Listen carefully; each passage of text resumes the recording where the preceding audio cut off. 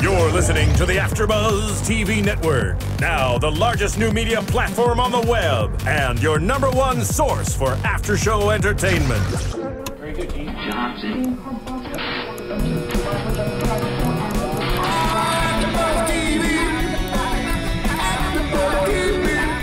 From the AFTERBUZZ Studios in Los Angeles, California, presented by Maria Menounos and streaming live thanks to Akamai Technologies, this is AFTERBUZZ TV's Orphan Black After Show. We'll break down tonight's episode and get you all the latest news and gossip. And now, another post-game wrap-up show for your favorite TV show. It's AFTERBUZZ TV's Orphan Black After Show. Hello, oh my God, you were doing a dance. I was. You were doing a dance. I was doing Matt Lieberman's sexy dance. I didn't even know. when you hear the music this week.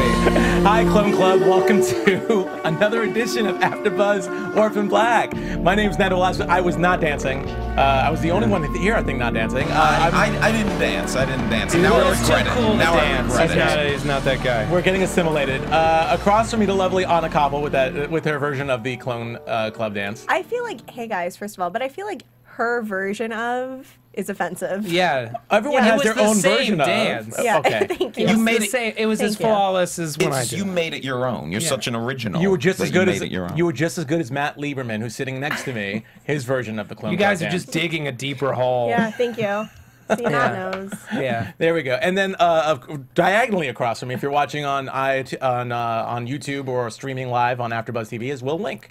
Thank you. Yeah, awesome. So welcome, guys. Hey, before we get started, we'd love to talk about Orphan Black, but we also want to talk about another show that we are definitely involved with. If you watch AFTERBUZZ or listen to AFTERBUZZ and have been for a long time, you're obviously very aware of our co-founders Maria Menounos and Kevin Undergaro, who have an unscripted series, a docu-series on Oxygen that's been airing for a little while called Chasing Maria Menounos. Now, I'm not an unscripted guy. I don't watch a lot of reality TV, but you know, I personally love their show. I think it's very raw. It's a very intimate look at their lives. I think that Maria is a very fascinating person to profile, and they've come in, I think, at a really, really interesting, dramatic time in their lives. If you want to support AFTERBUZZ TV, obviously we talk about iTunes every week. That ratings and reviews really, really help us out. But so does this show. It helps pay for what we do. And it also shows off AFTERBUZZ TV. There's a lot of AFTERBUZZ drama on the show. So if you're a fan, you want to see some behind-the-scenes stuff, check out their show. It's on Oxygen Tuesdays at 10 p.m. It's also available. Let's just say it's fun. It's a lot of fun show. It's a fun, funny show. I've been watching it. I love seeing the cameos. I love seeing the familiar faces from AFTERBUZZ. I saw the pool party again recently. It's a great one. That's a great one. So it's available on Oxygen at Tuesdays at 10 p.m. and also on iTunes and Amazon for purchase. And while we're talking about iTunes, let's just get this out of the way too, that we have over, 70 different shows here on AFTERBUZZ, and they're all available on iTunes. You can listen to them on audio there. And of course, when you do that, you can also subscribe to all the other shows. You can rate us as well. It's really important for us to see the ratings because we love to see 5 stars, first of all, but also it's something that we could show off to our sponsors. It could show off to publicists when we're trying to get guests on for our shows. So it really does do a lot for us. So it really is important to us. And we love to hear your voices and see exactly what you think. It's those ratings and those reviews that helped us get an interview like the one we have today with Christian Bruun is going to be on the show. Yes, I believe he might be on the show right now. Is he on the phone? Christian? Hey everybody, how's it going? Hey. Awesome. We were being monitored that entire time. He was monitoring us. So Christian, who plays Donnie on Orphan Black, thank you so much for coming on our show. Thank you for having me. I'm really pleased to be with you guys. Yeah, we definitely want to talk about this week's episode, but we definitely want to at least start off with you. We've been looking forward to talking to you. You definitely are an interesting character, to say the least. We've been trying to figure out what kind of monitor you are. If you're more like the Paul monitor with a past like Afghanistan, or if you're more of a scientist, or if you're just the high school love interest that we all have grown to love. Yeah, let me ask you, Christian, when you signed on for the role, did you know that you were auditioning to be a monitor, or did you think you were auditioning for the part of Allison's husband? I had no idea that I was the monitor. It was originally just the role of Donnie Hendrix, husband to Allison. And of course, nobody knew anything about the show to begin with because I hadn't had a season yet. Sure. And it was this mysterious show that was shooting And so I was just playing, as far as I knew, a suburban, sort of a boring suburban husband. And it was originally only supposed to be 3 episodes, and then it grew from there. But there would be times as we were shooting the first season where I would take Graham Manson and John Fawcett, who were the showrunners and the creators of the show, aside and be like, "Am I the monitor? Because I'm sitting here, I'm getting tortured, and like, am I the actual monitor?" And they're like, "We don't know, so just play it like you aren't." I'm like, "All right." Well, I think that's what made that episode, those scenes, so much more fun for all of us. Just watching Allison just go off the deep end and torturing you. Poor Donnie, I was saying when I'm watching this whole thing with the candle wax. So, when you say that it was only supposed to be 3 episodes, what changed? What changed? Well, the cool thing about the show is the writer's room is filled with just interesting guys and gals in there, and they're just throwing around so many ideas. And as the first season, and a little bit in the second season, but in the first season, they were sort of writing each episode as it goes along. They were really adjusting as the season went to see where they thought things were working or where they wanted to take the direction of the show. So it was a huge exercise in trust with the writing room that things would work out. And everybody that they have writing on the show are all super well experienced, talented writers. So they're just bringing it up. You know, there was times when we'd be getting the script, you know, pretty soon to shooting an episode. So we didn't know everything as it was at the beginning of the season. Everything was just kind of changing on the fly, which is a really exciting and very scary way to shoot television. It's a very fascinating way to write a show, and I think it lends itself really well to the twisty nature of the narrative. It just kind of goes wherever it wants, and I think that has a lot to do with how it's being written. I totally agree, and it keeps things fresh, and it keeps things exciting, and everyone involved, we're just, as you're working on the show, you can't wait to get the next episode. Mm-hmm. And whenever it comes through your mailbox, there were times when it would come into my mailbox at my email at 2 a.m., and I knew I wouldn't be able to go to bed until I read that script, and it was just exciting to get a new script every time. Everybody on the crew was always just hungry to see where the story was going to go next. Well, can I ask you, how much do you know about Donnie's past? As Nando was saying, a lot of fans have speculated, you know, as to what Donnie's past is. As it was said, I think, on the show, she was Donnie's high school sweetheart. They broke up, but then they got back together at some point. Was, you know, Donnie approached during that time? Have they even told you anything about that? I'm not going to give anything away. I'm no spoilers, because I want things to, you know, unravel organically. But I do know a few things, and thank God they've told me a few things, because it helps me build a backstory when I'm playing the character. Totally. But there will definitely be some answers in the future somewhere, and some things, you know, are best left to our imaginations, or, you know, for whatever people want to come up with. I love watching on Twitter just the fans kind of pulling apart all the characters, but especially, you know, for me, looking at Donnie and Allison, and it is true. We were together in high school, and then there was that little time when we were broken up, and I had that dalliance with Ginny Nussbaum. But the character names are fantastic on the show. But I don't want to give anything away, because you will get some answers, and some you might not. I'm not trying to be as mysterious as possible on that answer. What's been the biggest change for you between season 1 and season 2 shooting the show? As far as, I mean, you mentioned that you have more answers now than you did last season. Were there any other changes you've noticed between the seasons for you? Well, first of all, just knowing that I'm Allison's monitor was a huge one. I literally didn't know until the 10th episode of season 1, until that last episode. And I mean, even I was speculating on, is it really Ainsley or what's going on? And we had no idea what was going to happen at the end of the season. And of course, boom, the reveal is right at the end. So just coming into the season, I was wondering, and you guys talked about it last week, you know, how long is Allison going to be in the dark about Donnie being her monitor, and what is the more powerful way to reveal it? You know, how soon do you reveal to Allison that Donnie is the monitor? Because coming into season 2, it's the audience and Donnie who have the upper hand on Allison. Now, like 2 episodes in, bang, all of a sudden Donnie thinks he's in the clear. He thinks he's all good, but Allison's onto him, and so the audience gets to enjoy watching Allison pick apart what's going on, and I think that's way more exciting for people to watch. People don't like to see a weak Allison. They like to see her on the offensive. Aggressively vacuuming. Yes. Aggressively and off the, vacuuming. and off the Passive aggressively, yes, and off the deep end a bit too. Well, one of the reasons I love the Allison scenes and the scenes with you and Allison is that it plays like this dark domestic comedy at times, and I actually wondered maybe about your background, if you did a lot of comedy or something like that, or is that something they looked for when they were casting that role with you? Because some of those scenes between the two of you are hilarious.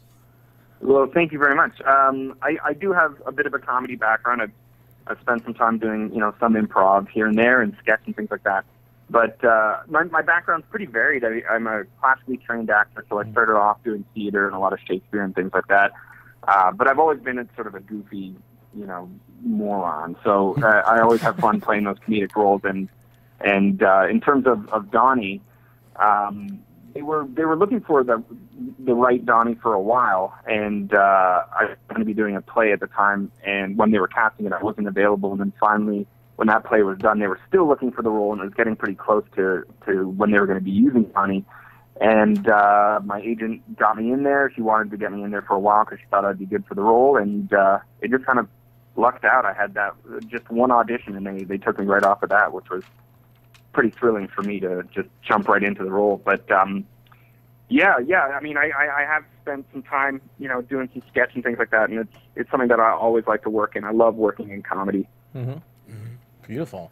How's been the fan reaction? Have you been recognized a lot out there?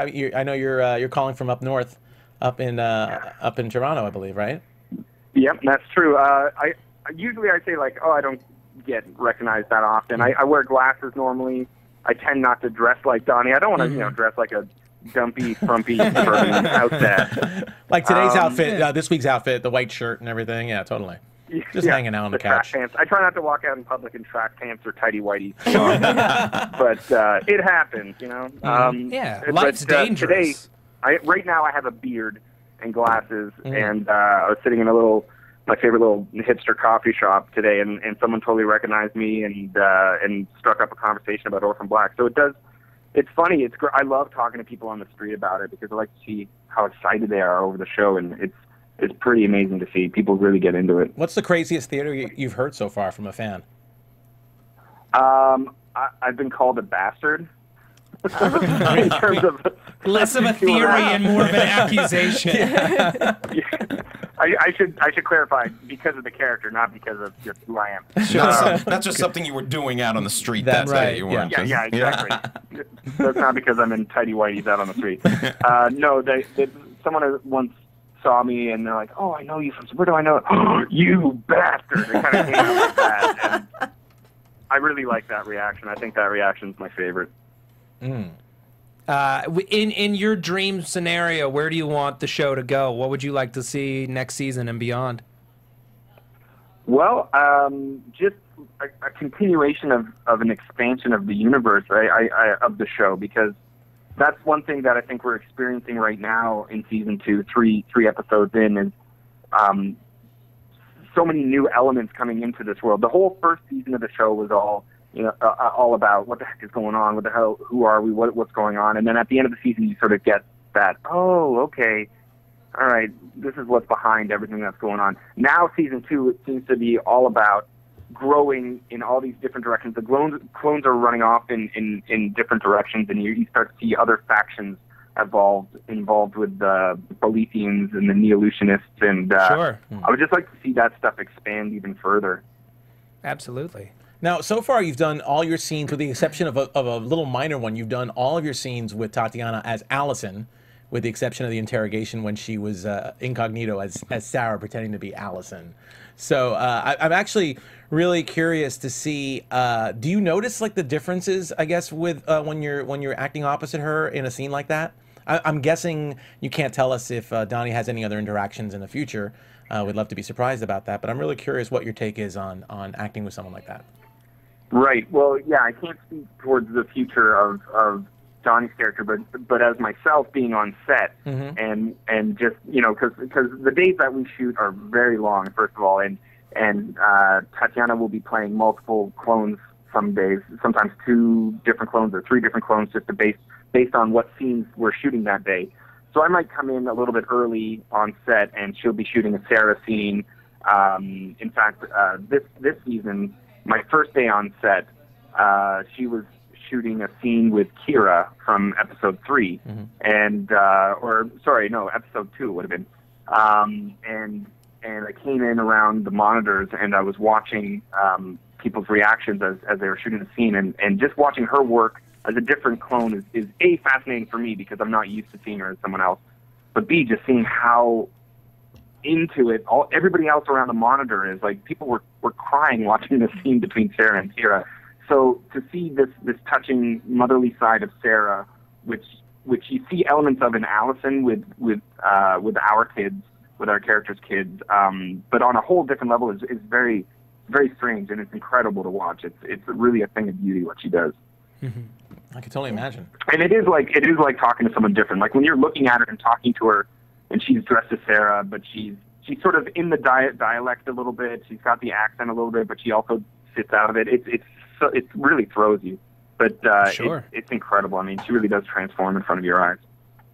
What do you love about Donnie? What do I love about Donnie? I love that he's got this storyline. I love that he's, being sneaky, or he thinks he is. I love that they have me doing, stupid, goofy things all the time, but they give me an element of seriousness. There are times when I do have to take it to a more dramatic level, and I really enjoy that they let me play with the comedy and the drama at the same time. Does Donnie, do you think, or do you feel Donnie actually cares for Allison, that he loves Allison, or is this just like kind of a job for him? And I guess that might be another thing you have to be careful how you answer that. Right. But yeah, no, that's a great question. And it's something that as soon as I found out that I was a monitor, that was something that I had to start questioning. No, I do think he loves Allison. Love is a tricky thing, and as relationships go through bumps and scrapes and glue gun burns, there are things that pull people apart and bring them back together. And I think a lot of that is going to come out in the future, but there's going to be gray area as well. So I do think he loves his wife. He certainly loves his family. He loves his kids, his adopted kids, and yeah, I think that's all I'm going to say on that one. Okay. All right, fair enough. Keep it mysterious, yeah. Fair enough. No, well, I mean, from the first season, I've been saying this since our first AfterBuzz show. My favorite clone has got to be Allison, and I think a big part of that is because of the way she interacts with Donnie.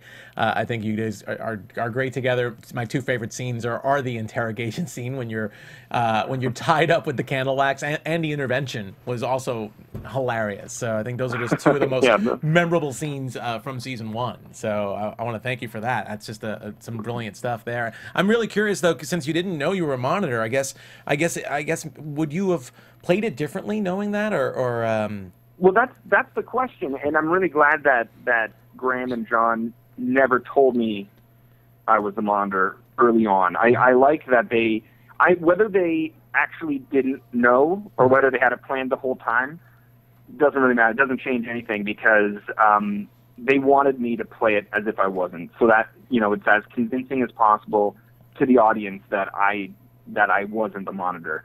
So I could only play with what facts were given to me, which was, I'm not the monitor. I say I'm not the monitor, I'm not the monitor, and that's what I played. And I think it would have changed things. I mean, they didn't want to even risk it, and I like that they didn't tell me. I loved having that mystery while we filmed the first season the whole way through. It kept things exciting for me, that's for sure.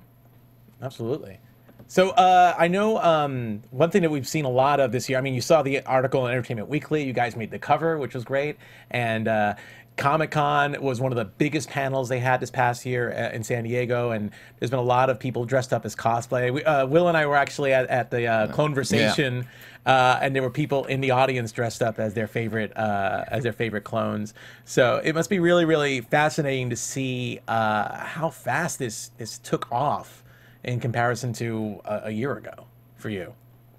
It's absolutely amazing. The fans are incredible on this show. I've never been a part of a show that that has such a loyal fan base as the Clone Club. And the Clone Club has totally grown through social media, through Twitter, through Tumblr, everything. I'm getting sent fan art, people doing drawings of Donnie and Allison together, or, all the clones or everybody. And it's absolutely amazing to watch how crazy these fans are. The Clone Club is awesome, and it's strong, and it's loud, and it's out there on Twitter, and it's just so much. Every once in a while, I'll search the hashtag Clone Club and just see what people are saying.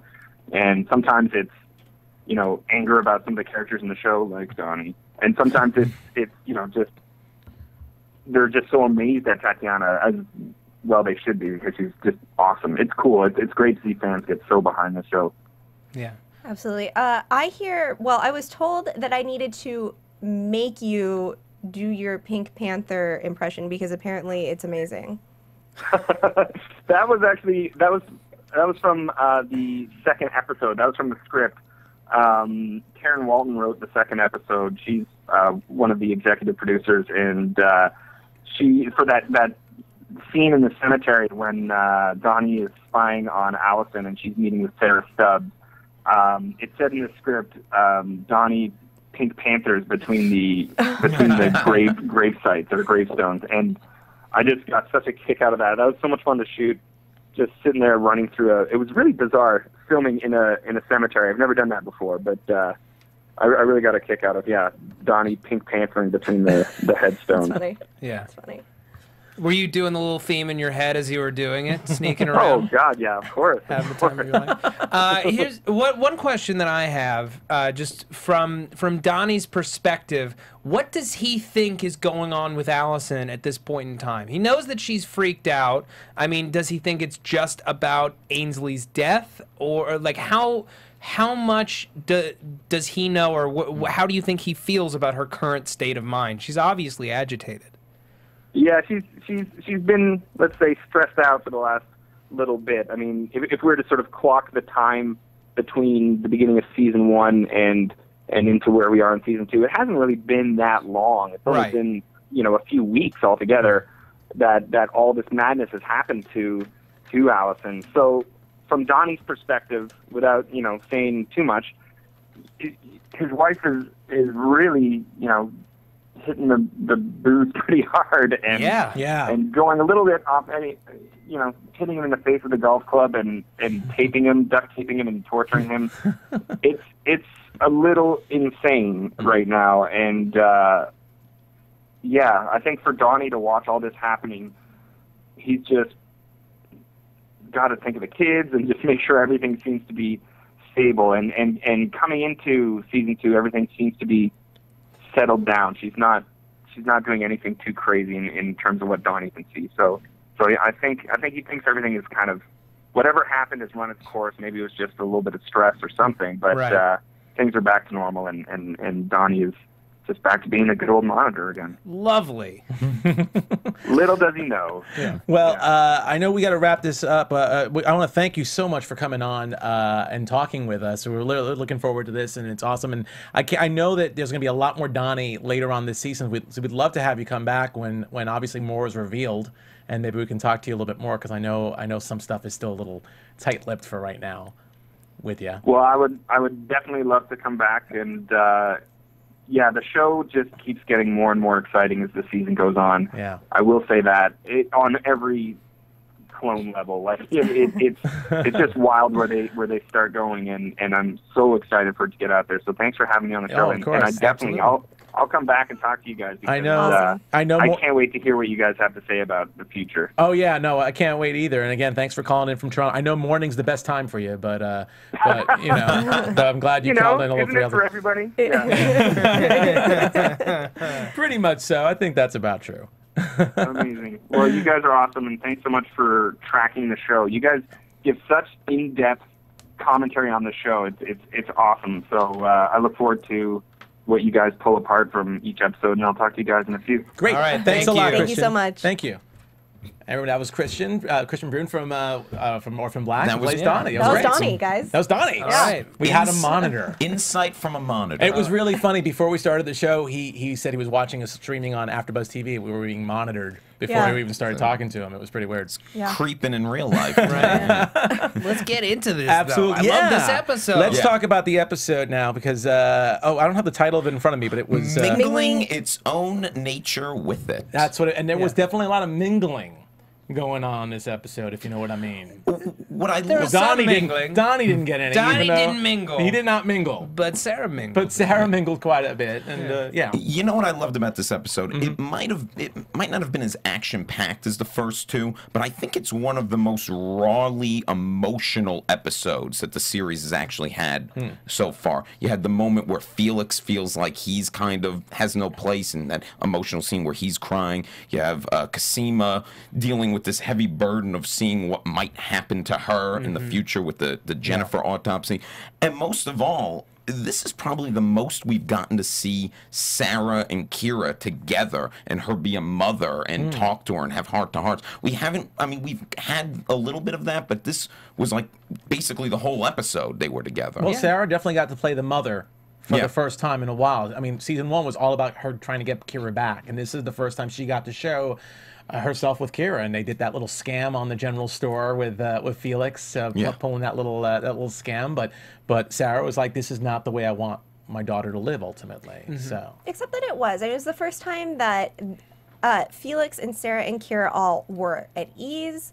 It opened almost open on Sarah laughing at Felix stepping in poop. I mean, she really just got silly and giggly. But it's the first time she's been able to relax in a really long time. Oh yeah. And you know, later after they had stolen the food from the general store, you know, Felix is telling Kira this, you know, silly story about just the worst thing that ever happened to him is he forgot to comb his hair on picture day, or he couldn't find his comb, or whatever it was. But they were all just so relaxed and got to giggle together, which I thought was just so lovely. And moments like this are really good because usually it's kind of a nice little false sense of security before stuff starts hitting the fan. Right, right. Which we obviously saw at the end of this episode. Without jumping too far ahead, at least, let's talk a little bit about. We have a new character. We have a major new character in Cal. Yeah. Who was the house that they broke into and ended up being someone from Sarah's past.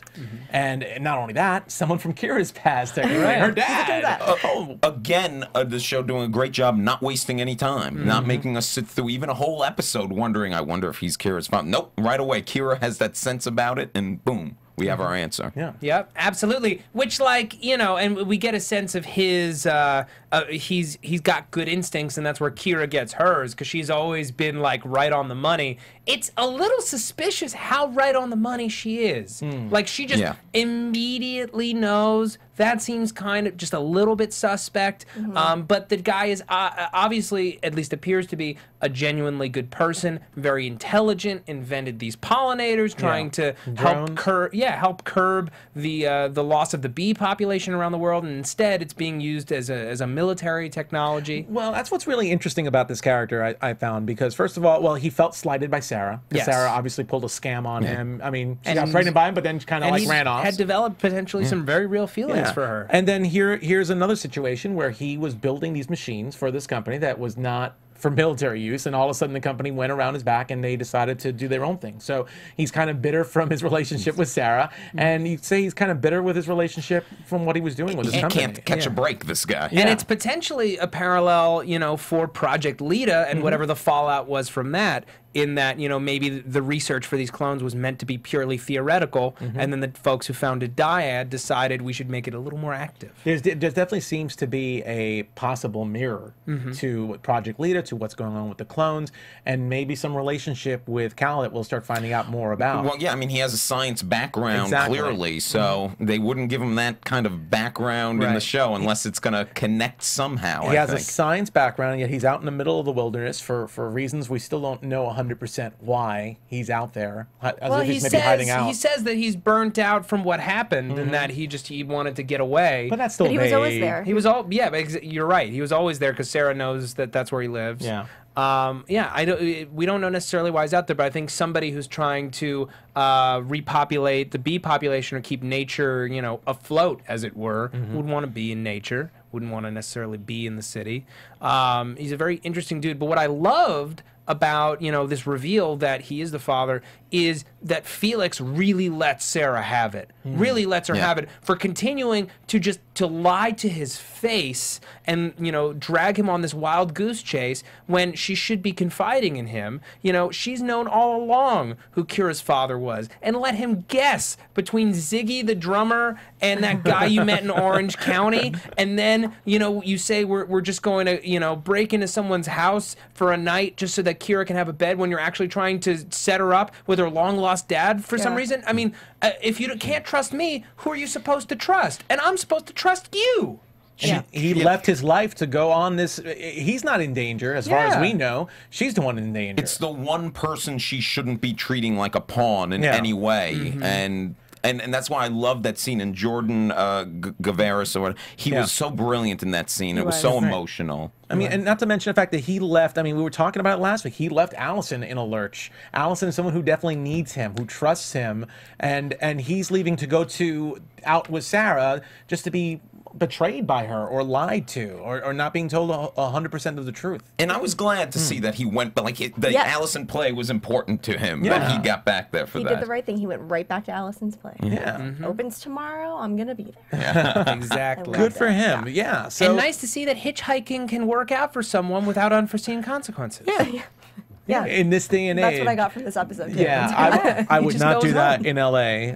or New York, but maybe out there. In the Canadian countryside, it's okay. I'd be more afraid to do it in the countryside. I don't know what they're cloning people. There's things going on out there. I don't know. Don't you see like the classic horror movie when someone gets away from the abandoned house and they find a ride? Next thing you know, they're back at the house again. I don't know. We'll see what happens with that. We'll see what happens with that. But let's get into Allison, since that's where obviously Felix is going for. He's going to see Blood Ties. He's going to see Allison's debut, but Allison's not handling things very well. No. I mean, we knew it would be a train wreck. Like, we knew she was going to fall apart, and they did it spectacularly well, especially with kind of the final straw being Angela DeAngelis approaching her as a cop. I feel like that was the final thing that sent her over the edge. How terrible is Angela DeAngelis at this kind of thing? Because she... Did everybody notice this? She approaches Allison and is like, "Can I lock my keys in the car? Can I borrow your cell phone to call my husband?" Gets right on the phone and it's like, "Hey, Laura, it's me." What an idiot! No. That was meant to be his assistant. His assistant. His assistant or his secretary. Oh, okay. That was meant to be his assistant. Oh, okay, so she's not as bad as I think. She's trying to be. She was doing pretty well. She had no reason to suspect that Allison would be suspicious of a potential brand new friend. Except for the fact that I felt she was just a little too urban to be the suburban soccer mom type of yoga person. She still had that little bit that New York edge, that little cop edge to her. She was aggressive, but she was aggressive, not passive aggressive, and it immediately set her off. Yeah. She called Helena that Shakira-haired lookalike. Yeah. Which I love. Yeah, so good. Yeah. But she's obviously going on her own to try and figure this out, and Allison's her biggest tie right now to finding things out, but she's not doing a really good job of winning her over. Right. I was really worried about this storyline that Allison was going to, try to befriend her, any port in a storm, but Allison is too smart to recognize, she recognizes that there's something obviously up, although it's very untimely for Cosima and Delphine's relationship potentially, because she thinks that she's being double monitored and she's giving this false information to Cosima, who's already in a heightened emotional state. That's the thing about Allison I see, though. Allison is the kind of person that she's so dramatic and all she cares about is herself, that even if someone else is trying to friend her, she's just so paranoid and she'll just go in deeper and deeper. I mean, that's partly why she's drinking and taking pills, because that's her way of dealing, of numbing the pain, not reaching out for any help because she doesn't trust anybody. Her major support, Felix, who she had to trust. That was a big thing for her, to just trust Felix, and he's gone. So all she really has right now are maybe Sarah Stubbs and the pills. But you can't confide in Sarah Stubbs about all this, and that's the other thing about this episode. Never before one of the taglines in the first season was "A clone is never alone." Yeah. All these clones have never been more alone at this point in the second season. I mean, they are all separate. They're all on their separate islands doing their own thing. And I mean, so she called Cosima in desperation, but Cosima, rightly so, was dealing with her own craziness, having to do an autopsy on one of the other clones, so she couldn't even help Allison. Yeah, absolutely. So, and of course, just seeing more of Blood Ties is just hilarious. Seeing that whole scene, some more beautiful lyrics that I can't find right now, but just pretty much just her just feeling this guilt from Ainsley while she's doing this. It's really perverse how she's being put through the ringer over this. I mean, honestly, the choice of musical and that she's the star and she's getting so verklempt on stage that her already, like, the voice, it starts out like, okay, like she can kind of sing, and then it just gets progressively more pitchy, and then it just becomes like husky yelling the lyrics.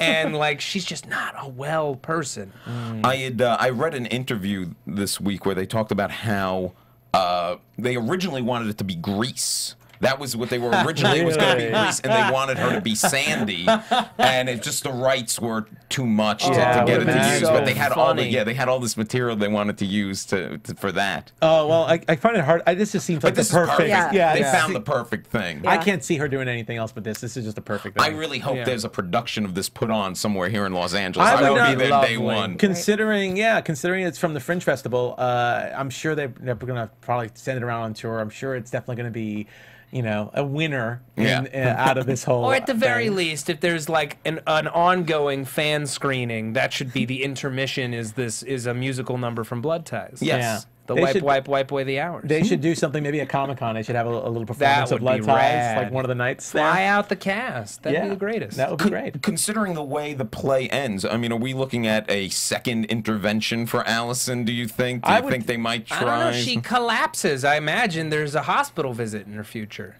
Yeah, I would imagine Rehab? that too. I would imagine. I mean, I'm sure Kristian couldn't talk much about it, but just what Donnie's thoughts about her delving into drugs. He obviously can't reach out to Allison. He tries to have sex with her, and she's like, no, just a cold fish with him. So, Well, why shouldn't she be? He's a monitor. He's been lying to her for years. He's a jerk. true, but she's been like that since season 1, since before she suspected. Fair, but the fact is, he ultimately has no power in this situation. He can't tell her that she has to go to rehab. He can't give her an intervention because the rule is they make their own choices. So even if she falls down a dark pit of drug and alcohol abuse, he has to just watch it happen. Technically, yes. Which, if he does love her, as Kristian says, has got to be a real killer of a situation. Yeah, that's a tricky spot. Yeah, I mean, like on a level, I'm starting to empathize with Donnie a little bit because it's an incredibly complex situation. First person you ever loved, you broke up because you were so young. Someone pays you a bunch of money to stay together. You start to raise a family, and there's nothing you can do as she continues to spin out of control. You can't even voice an opinion. That is really interesting because he plays such a low status character when he's with Allison, but I never really thought about it as a monitor. He can't really take a stand at times. The only time we've seen him take a stand really was in the limo, where he actually showed some power, was when he was in the limo at the end of season 1, when we found out he was a monitor. He took a stand during her first intervention after she demanded the intervention end, which again is just him backing up whatever she wants to do in her own. But again, how views. far can he go as opposed to a regular relationship where you don't have a company behind you saying these are the rules and this is what you have to do? The other thing, we don't know what Leakey has told Donnie about why he is monitoring her. We don't know. I mean, once again, he might think this is, again, something very much in her best interest for whatever reason. Right. Any lie could have been told because they have the whole double blind where he doesn't know it's about clones. We still don't know how he became her monitor either. I mean, Delphine was always Cosima's monitor, and then she fell in love with her. Yeah. So it could be the same situation. We really don't know what it is. Paul, Paul was there for a while, but we don't know his situation. Paul, who hasn't been around in 2 episodes. And really interesting Right. now that Cal's in the picture too. Yeah. I forgot to bring that up. What that's going to mean for the Paul-Sarah relationship. By the way, this actor who plays Cal, and I'm going to butcher his name if somebody can say it better than me. Is it Michael? Michael. Is it Michael? Well, you can say Michael right now. But no, but it's like it's spelled different. It's spelled different. I know. Huisman. I don't know. Huisman? Or Maybe. I think Hoisman. Huisman. Okay. Michael Anyway, Huisman. this guy's the luckiest man on television because he is both with the 2 most badass women on all of television. He's with Sarah Manning on Orphan Black, and he's on Game of Thrones with Daenerys Targaryen. So That's this true. guy's doing pretty well for himself. He's having a pretty banner year. Yeah. Go you, sir. No, very, very good. Yeah. See, isn't he on Nashville too? Potentially. too. I don't watch Nashville. I don't know if he's on it currently, but I know he was on Nashville. Okay. Yeah, dude's getting it. But he's definitely getting places, that's for sure. Well, this season definitely promised some bigger stars and some more guest starring spots. Yeah. So. Are we in a spot? If we tapped out Allison, can we talk about Cosima for a Let's second? talk about her, because I think Okay. it's important. Also, we need to bring up this new clone that we finally got to see. Jennifer. Jennifer Fitzsimmons. Yes. Fitzsimmons. So, Cosima is she's coming on to Delphine. Delphine is just making herself at home in Leaky's office because he's off and gone. And we kind of see like a little levity in this scene before it all comes crashing down. Cosima, wanting to play a prank on Leaky. And generally being a little less responsible than Delphine, kind of making her laugh. But Delphine is letting her in. As she says, we promised we'd tell you everything. This is everything. If you can't handle it, let us know. And I'm so proud of Cosima. She's like, don't be a bitch. Yeah. And Delphine is like, okay, good. Yeah. You're being you. Can I say something just aside here? I was just interested what you guys thought of Delphine's outfit. I thought it was very different for her. She just had a lot more of a, I don't know, button clinical vibes. I don't know if it was clinical. It was just more, I don't know. It's more like a pantsuit thing. It going didn't on. stick out to me, but it felt like she was at work. This is so funny. I don't even remember it at all. And I remember the It's pants. just black slacks and kind of It was like a very button-up shoe, but it looked kind button-up of, blouse. excuse me for saying, but it looked a little butch. And I'm just used to seeing her in dresses for some reason. Even when she's in the lab, I think she just... Because she has a lab coat. and Yeah, you'd lab say, coat, but she just seemed more, I don't know, almost more like authoritative. It was weird. I for some reason that stuck out to me. Maybe it's a subtle way of asserting her power in her relationship. And also, she was a little more authoritative in this because she's presenting this new material. She, like you said, she was asking Cosima if she can handle this and stuff. And by the way, good for Cosima to say that, but I don't think Cosima can handle it right now. She seemed, and understandably, so freaked out. Well, just yeah. keep looking at Jennifer. So Well, it's because she's facing down her own mortality. She's looking down the barrel of a gun that's going to fire whether she wants it to or not. And it's proof that this disease will kill her. Yes. She died 3 days ago. Well, I'm wondering if we're going to get to a point where we see that the front that Cosima is putting on won't hold. It won't, not for long. But I think the most perverse thing, she has to perform an autopsy essentially on herself. She has to perform an autopsy essentially on herself, which she can barely handle, which leads me to potentially a very bold theory and prediction for the series going forward, if I may. Please. You may. So, You may. as they're performing this autopsy, they realize that the polyps may have originated within Jennifer's uterus, which may be the reason why the clones cannot reproduce. Now, I've often thought since the first season that the genesis of this disease might be in the artificial chromosome that they used as a way to write a patent within the DNA of the clones. It's an artificially created chromosome that serves no physical purpose and may very well have caused damage that they might not have foreseen because it's essentially genetic nonsense.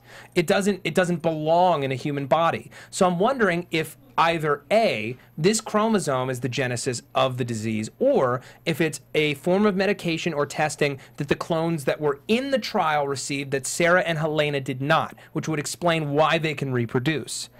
I think that is going to come to pass. I think that's what's happening. They're going to realize that Cosima will be able to figure out a cure that may involve rewriting that artificial chromosome.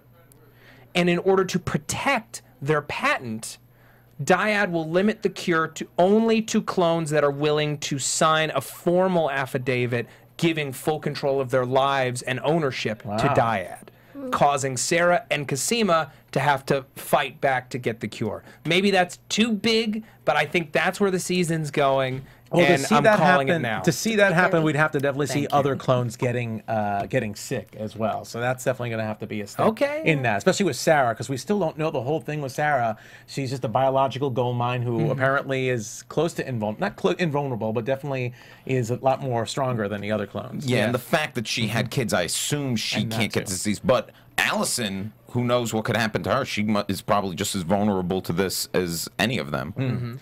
I think at this point we got to wrap it up really soon, but I want to do a couple of shout outs because we definitely love our fans who post on iTunes and give us some ratings, and also even on YouTube.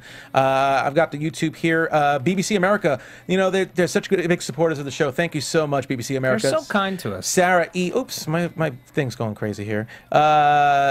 088EO, Wilfred Brooks, Ash Lee, Ruben Myra, or Mira, Nokomis, Florida, Scott Metter, Chantel Miller, and Emma Frost 45, I guess that's an X-Men fan, Ella M. Keen, and Mr. Rock and Rock, who actually was talking about Sinister, and I wrote back about Sinister being a mirror, like left-handed, like a mirror of Sarah. Tiffany F, Sarah E, thank you so much. You have some people on iTunes? And on iTunes, we have JRD555, James Ree74, and Iron Golem. There's also a very nice fan who tweeted at me during the week asking for a shout-out because he had predicted the Cal reveal. Unfortunately, I honestly can't find it, so I apologize to you. You deserve a shout-out. I'm sure he will tweet at you again. I'm sure he will. Let's do some quick predictions. Let's go with Anna today first. Okay. And just to let you all know, we're on like just a really serious time crunch today, so we're sorry that we didn't get to Helena, but oh boy, and that was a big one too. Yeah. Actually, Well, some of my predictions, but yeah. Yeah, I don't know. I'm gonna skip predictions. I just can't get into all of it. All right. Well, my predictions, again, mostly with Helena. I think Art is going to rescue Helena from this creepy Prolethean rape barn that she's being brought to. She's totally going to be bred with Mark, and I am not ready for it. It is upsetting. That's what I was afraid of Helena. last week. I really was afraid of this happening last week. But, you know, Art's on the case, and I think he might be the one to get her out of there. Yeah, well, I'm going to say that Allison's going to go to the hospital, and I believe that she's going to definitely find a revelation about her physiology in the hospital from her passing out over at the theater. That's going to be the big thing. And again, sorry guys, we didn't get to really talk about Helena because that was an awesome thing. Our Christian interview, you know, we wanted to run that one a little bit extra long, so we'll definitely get more in depth next week. Okay. Where can we find you, Will, during the week? On Twitter, @TheRealWillLink. I also host a podcast on the Westcast Network, Will Sean Podcast. Okay, Anna? You can follow me at Koppel for Mayor, KOPPELFORMAYOR. And yeah, please throughout the week tweet at all of us so we can talk more about the episode. Mr. Lieberman. You can find me on Twitter at Matt Lieberman, MATTLIEBERMAN. You can find all my AfterBuzz TV, SourceFed, and everything else at my YouTube channel, youtube.com/MatthewDLieberman. And you can find me at the Twitter as well, at Nandovel, NANDOVEL. And here on AfterBuzz for various shows. Thank you so much, Clone Club, for tuning in. Tune in next week for another great episode of Orphan Black on AfterBuzz. From executive producers Maria Menounos, Kevin Undergaro, Phil Svitek, and the entire AfterBuzz TV staff, we would like to thank you for listening to the AfterBuzz TV network. To watch or listen to other after shows and post comments or questions, be sure to visit AfterBuzzTV.com. I'm Sir Richard Wentworth, and this has been a presentation of AfterBuzz TV. Buzz you later. The views expressed herein are those of the hosts only and do not necessarily reflect the views of AfterBuzz TV or its owners or principals. Thank you for watching AfterBuzz TV on YouTube. For more of your favorite after shows and interviews, subscribe to our channel here, and be sure to share your opinion on the episode in the comment section below here. We'd love to see what you guys are buzzing about. Thanks again. Buzz you later.